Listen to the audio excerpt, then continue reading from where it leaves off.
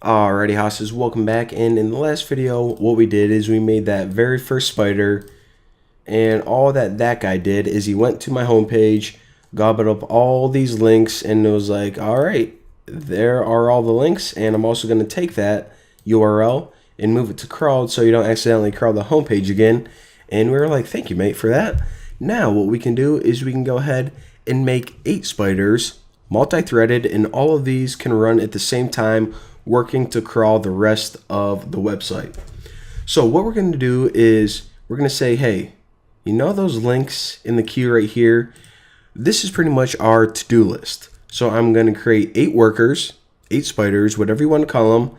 And once I have a bunch of jobs and a bunch of workers, they can just go ahead and do their thing. So let me just go ahead and make a function called crawl, since this is going to be kind of the heart of it. So all right, what this function is going to do is it's going to check if there are items in the to-do list, and if so, then it's going to crawl them. So check if there are items in the queue. If so, crawl them. All right, simple enough.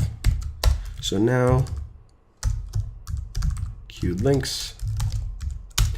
Just set these equal to file to sets. Where are you? Queue file. All right. So again, like before, we want to be working with a set. So we're going to say, hey, whatever links are in here, convert those to a set because it's a whole lot faster.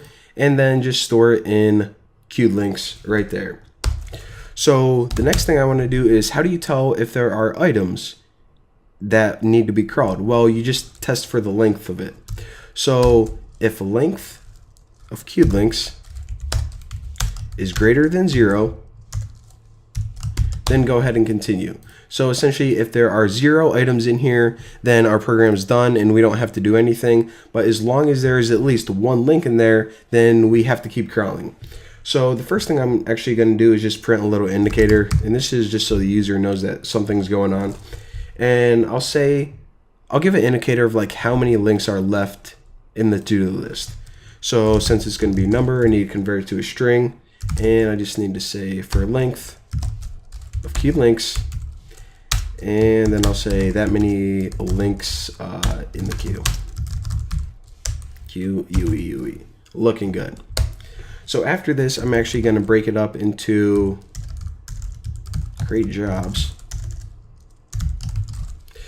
And I didn't make this function yet, but I will in just a second. So again, all we're doing right here is checking if there are links that need to be crawled.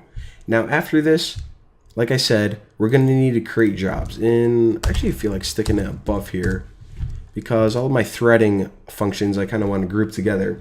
So all of these links that you see right here, we pretty much need to stick it in the thread queue, because that's what threads need. They can't just work directly with a set or with a file. And I don't know, you have to complain about the people who created Python instead of that. But it's really easy. We pretty much just loop through the set and then put each item in the thread queue. It's incredibly easy. So I'll just write each queued link is a new job. All right, so define create jobs, and again, this is going to be called as long as there are links to be crawled. So how do we do that? Let me just copy some code right there. All we do is say for link in file to set queue, then for the thread queue put link. So again, all we're doing is we're taking these and sticking them in the thread queue. Nothing hard or anything like that. So the next thing you need to call on here is queue.join, and that just ensures that whenever you have a bunch of threads, that they don't bump into each other and they kind of lock their operations until the next one is done. So most of the time you want them working at the same time, but whenever they're trying to find out if there are more jobs, you actually want them just to say, hey, don't try to do this all at once. Wait your turn. Be nice workers. So there you go.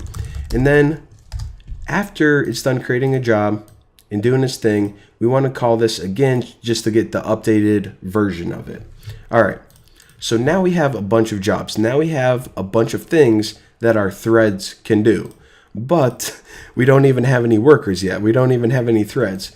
So again, right here, all we did is we created a bunch of jobs, added a bunch of items to the to-do list, and made it compatible for threads.